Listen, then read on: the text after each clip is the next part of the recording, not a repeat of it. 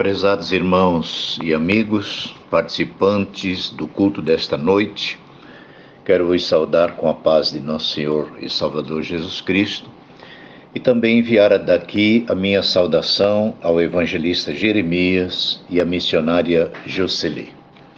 Quero aproveitar para ler um texto da Bíblia Sagrada na carta do autor desconhecido aos Hebreus, capítulo 9, versículo 27, que diz assim: E como aos homens está ordenado morrerem uma vez, vindo depois disso o juízo, assim também Cristo, oferecendo-se uma vez para tirar os pecados de muitos, aparecerá segunda vez sem pecado aos que o esperam para a salvação. Acabamos de ler então esse texto importante. E no versículo 27 desta leitura, nós lemos que aos homens está ordenado morrer uma vez, vindo depois disso o juízo. É muito importante também observar no versículo 27 a expressão uma vez. No versículo 28, o escritor diz que assim também Cristo, oferecendo-se uma vez para tirar os pecados de muitos, aparecerá segunda vez aos que o esperam para a salvação. Bem, temos aqui um texto muito maravilhoso e muito importante, mas como entender esse texto que lemos? O versículo 27 diz que, após a morte física, os homens seguem-se ao juízo de Deus. Observem que esse texto desmonta completamente a possibilidade da reencarnação, porque o texto é bem claro. Depois da morte vem o juízo.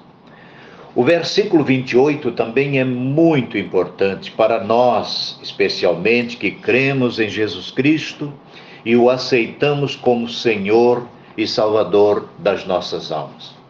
Lembrando que o versículo 28 diz que Cristo, oferecendo-se uma vez para tirar os pecados de muitos, aparecerá segunda vez para os que o esperam para a salvação. Aí vem uma pergunta: quando Cristo veio a primeira vez? O texto diz que nosso Senhor Jesus Cristo veio uma primeira vez. Isto é verdade. Ele veio a primeira vez quando nasceu da Virgem Maria em Belém de Judá, conforme relatou o evangelista Lucas no seu Evangelho, capítulo 2, de 1 a 7. Essa foi a primeira vez que Cristo veio para assumir a forma humana e, como homem, recebeu o nome de Jesus, que significa Salvador. Mas o versículo 28 diz também, conforme já falamos, que Cristo virá segunda vez. E nesta segunda vez, ele virá sem pecado, porque na primeira ele veio para levar os pecados de muitos. Mas nesta segunda vez ele virá sem pecado. E o que significa esta expressão sem pecado? Ora, ele virá sem pecado, meu irmão, minha irmã que está acompanhando, porque na primeira vez que ele veio, o texto está dizendo, é bem claro, ele veio para levar os pecados de muitos. E esses pecados de muitos foram jogados no mar do esquecimento, conforme relata o profeta Miqueias no seu livro, capítulo 7, versículos 18 e 19.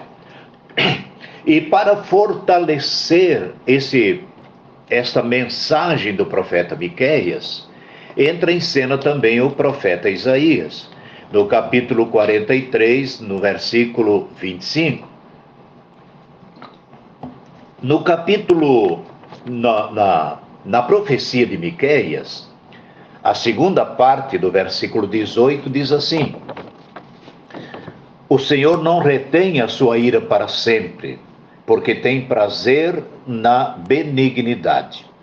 tornará a apiedar-se de nós, subjugará as nossas iniquidades e lançará todos os nossos pecados nas profundezas do mar. É por isso que na segunda vinda de Cristo ele virá sem pecado, porque os pecados que ele levou foram lançados, de acordo com o profeta Miqueias, nas profundezas do mar. Agora, vejam como diz o profeta Isaías sobre este mesmo assunto. Falando, ou seja, Deus falando através dele, ele diz que ele relata as palavras de Deus em favor do pecador, dizendo da seguinte forma, capítulo 43, versículo 25.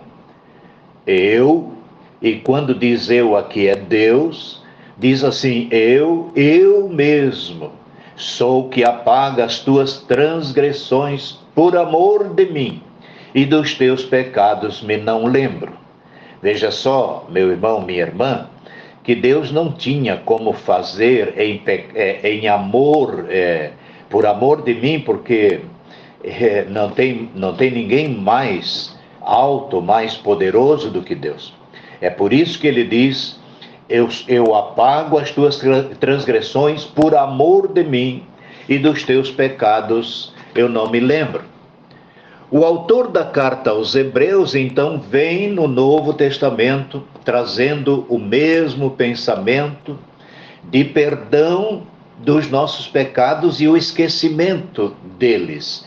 No capítulo 10, dos versículos 16 e 17, o autor diz assim, o Senhor fará com os que aceitaram Jesus Cristo como Salvador um concerto nos seguintes termos. Observe, tem 2 pontos. Porei as minhas leis em seu coração e as escreverei em seus entendimentos, e acrescenta 2 pontos. Jamais me lembrarei de seus pecados e de suas iniquidades. Porque o texto, no versículo 28, diz que ele virá segunda vez aos que o esperam para a salvação? É importante saber disso aqui. Então eu quero dizer que, dentro dessa pergunta, alguém poderá dizer que então ainda não somos salvos? Calma, meu irmão, minha irmã, pelo seguinte, o processo da salvação cumpre 3 etapas. Primeiro, a salvação no passado, quando aceitamos Jesus Cristo como Salvador e Senhor. Segundo, a salvação no presente, através do processo diário da santificação pessoal. E terceiro, a salvação no futuro pelo arrebatamento dos crentes na segunda vinda de Cristo. Como diz o versículo 28, que ele vai voltar segunda vez. E aí, meu irmão e irmã, quando acontecer o arrebatamento da igreja, ou a pessoa morrer salva em Cristo Jesus, nunca mais o pecado alcançará alguém que morreu salvo em Cristo ou que foi arrebatado no dia que o Senhor Jesus voltar. Por isso, é muito importante pensar e entender que a nossa salvação só estará completa se morrermos salvos em Cristo Jesus e estivermos prontos no dia que o Senhor Jesus voltar para o arrebatamento da igreja. O apóstolo Paulo, na sua primeira carta aos Tessalonicenses, no capítulo 2, no versículo 17, diz que na segunda vinda de Cristo, seremos arrebatados juntamente com os que morreram salvos em Cristo e que haverão de ressuscitar, e assim, diz o apóstolo Paulo, estaremos para sempre com o Senhor. Meu irmão, minha irmã, nós não podemos perder esta oportunidade. Para nós salvos só há uma saída: morrer salvo em Cristo ou ser arrebatado. Porque se isso não acontecer conosco, ficaremos para a grande tribulação. Queridos irmãos, encerrando as palavras desta noite, eu espero que estas palavras possam ter fortalecido a fé de cada um dos participantes desse culto. Espero que Deus continue abençoando a todos e não esquecendo, meus queridos, Cristo Jesus veio na sua primeira vinda para tirar os pecados. Foi isso que João Batista falou naquele dia quando viu Jesus vindo para o seu batismo. Eis aí o Cordeiro de Deus que tira o pecado do mundo. Está escrito em João capítulo 1, versículo 29. E mais um pouquinho ainda. O Senhor Jesus virá a segunda vez para levar os seus para si mesmo, conforme o Senhor Jesus Cristo falou no Evangelho de João, capítulo 14 e no versículo 3. Voltarei para vós mesmos e vos levarei para mim mesmo, para que onde eu estiver, estejais vós também. Portanto, que esta seja a nossa grande esperança de um dia estarmos na eternidade com o Senhor nosso Deus, ao lado de anjos, arcanjos, querubins e serafins. E ali também estarão todos os salvos do Antigo Testamento e do Novo Testamento. Estaremos juntos por toda a eternidade. Que Deus abençoe a todos, em nome do Senhor Jesus Cristo. Amém.